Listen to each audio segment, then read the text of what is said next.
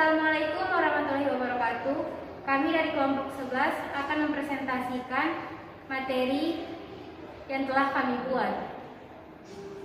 Materi pertama, Ayu Anastasia Umar dipersilakan. Baik, terima kasih. Yang pertama itu teori ilmu jiwa daya. Para ahli ilmu jiwa daya mengemukakan suatu teori bahwa jiwa manusia mempunyai daya-daya. Daya-daya ini adalah kekuatan yang tersedia. Manusia hanya memanfaatkan semua daya itu dengan cara melatihnya, sehingga ketajamannya dirasakan ketika dipergunakan untuk sesuatu hal. Daya-daya itu misalnya daya mengenal, daya mengingat, daya berpikir, daya fantasi, dan sebagainya. Akibat dari teori ini, maka belajar hanyalah melatih semua daya itu. Untuk melatih daya ingatan seseorang harus melakukan dengan cara menghafal kata-kata atau angka istilah asing dan melatihnya dengan memecahkan permasalahannya dari yang sederhana sampai yang kompleks. Untuk meningkatkan daya fantasi seseorang harus membiasakan diri merenungkan sesuatu. Dengan usaha tersebut maka daya-daya itu dapat tumbuh dan berkembang dan tidak lagi bersifat laten atau tersembunyi di dalam diri. Yang kedua yaitu teori behavioristik.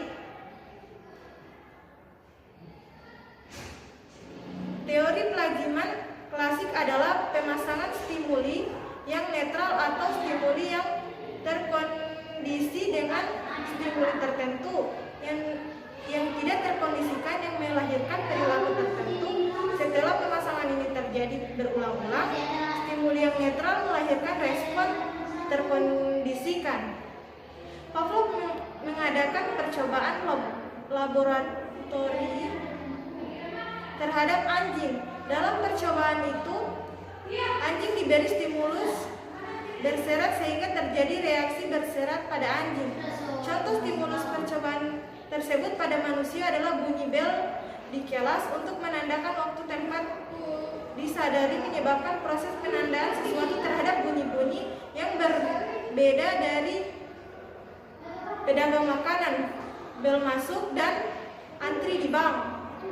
Dari contoh tersebut diterapkan strategi Pavlov yang ternyata individu dapat dikendalikan melalui cara mengganti stimulus. Hal ini dengan stimulus yang tepat untuk mendapatkan pengulangan respon yang diinginkan. Yaitu yang selanjutnya, menurut Horndike, salah satu pendiri aliran tingkah laku belajar adalah proses interaksi antar stimulus atau yang mungkin berupa pikiran, perasaan, atau gerakan dengan respon yang juga bisa berupa pikiran, perasaan, dan gerakan. Jelasnya menurut Horndike, perubahan tingkah laku boleh berwujud sesuai yang konkret atau dapat diamati, atau yang non-konkret tidak bisa diamati. Meskipun Horndike tidak menjelaskan bagaimana caranya mengukur berbagai tingkah laku yang non-konkret, yaitu pengukuran adalah hal yang menjadi obsesi semua penganut aliran tingkah laku. Tetapi teori Horndike telah banyak memberi inspirasi kepada pakar lain yang datang sesudahnya.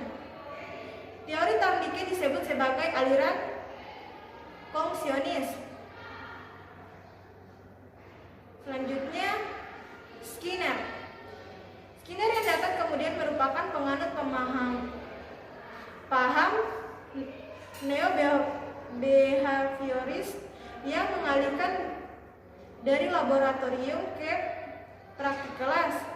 Skinner mempunyai pendapat lain lagi yang ternyata mampu mengalahkan pamar teori-teori Hull dan Gurt.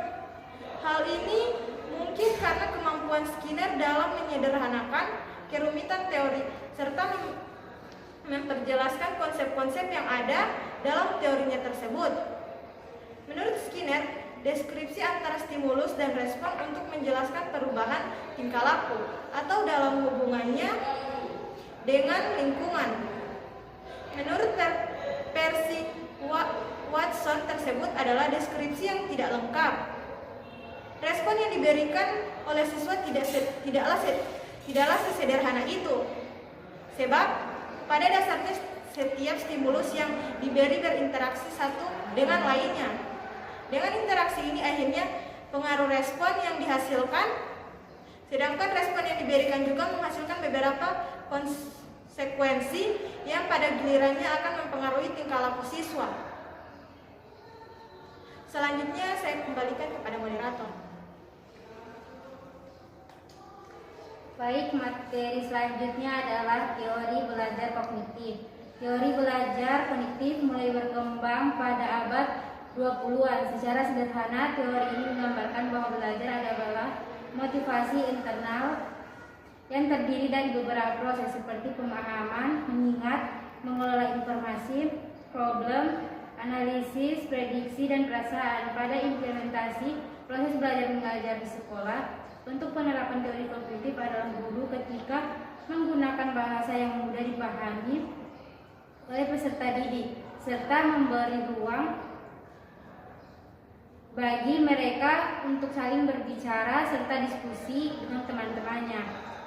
Ada juga yang menggambarkan bahwa teori belajar kognitif itu ibarat komputer. Proses awalnya dimulai dengan input data, kemudian pengolahannya hingga mendapatkan hasil akhir.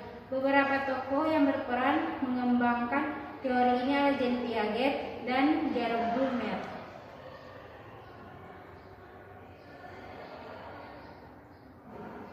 Selanjutnya adalah teori perkembangan kognitif menurut Jean Piaget.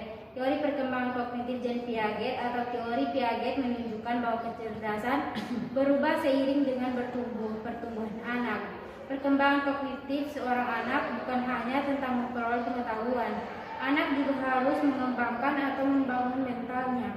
Perlu diketahui bahwa Jean Piaget adalah seorang psikologi yang berasal dari Swiss yang mempelajari anak-anak di awal abad ke-20. Teorinya membahas perkembangan intelektual atau kognitif yang diterbitkan pada tahun 1936 dan masih digunakan hingga saat ini.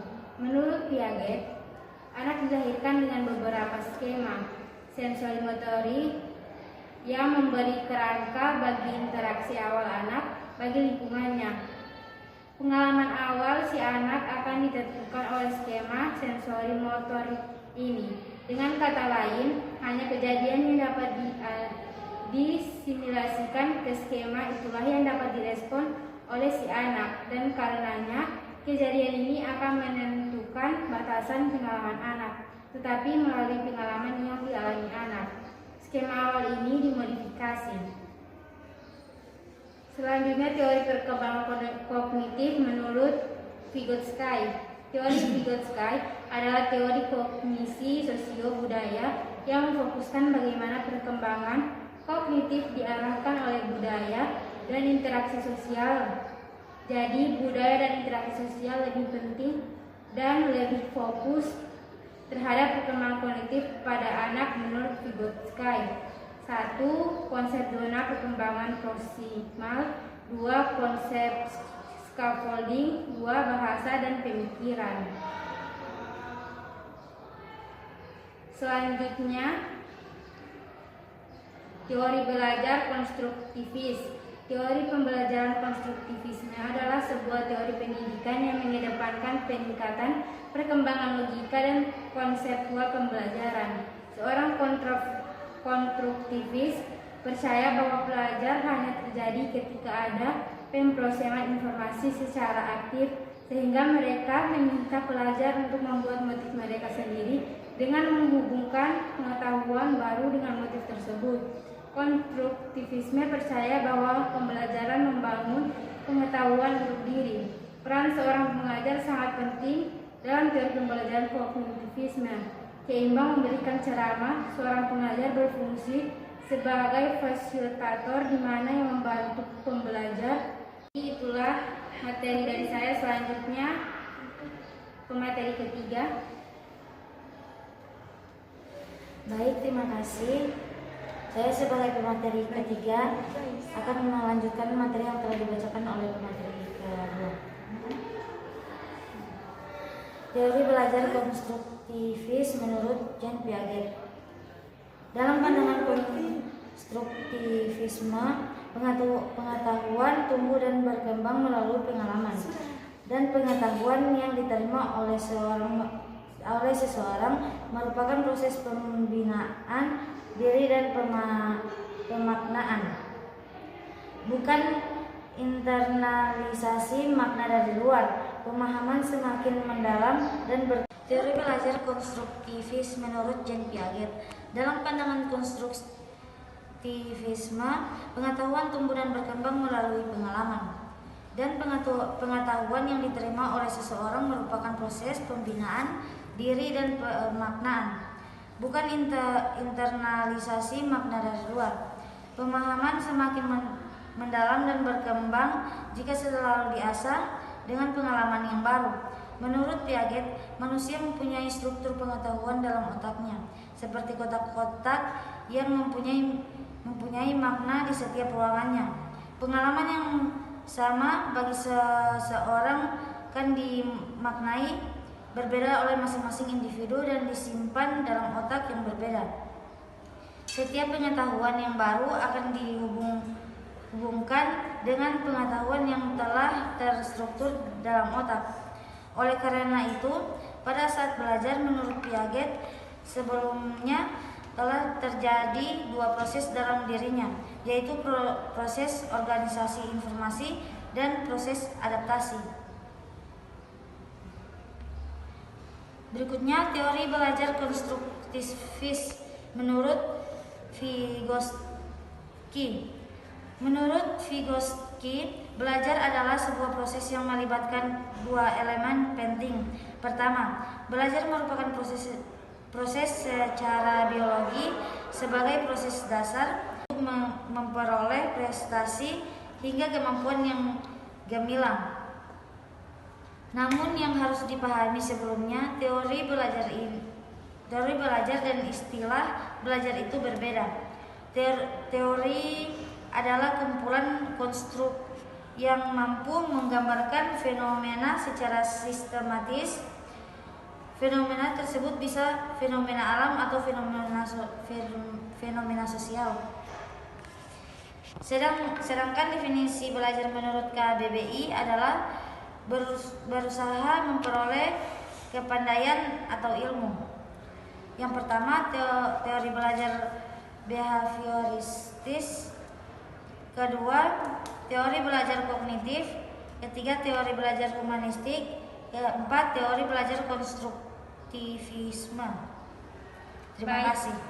Baik, itulah presentasi dari kelompok 11. Untuk teman-teman yang ingin bertanya, bisa mengirim pertanyaannya di grup chat. Untuk itu, apabila ada kesalahan-kesalahan kata mohon dimaafkan. Wassalamualaikum warahmatullahi wabarakatuh.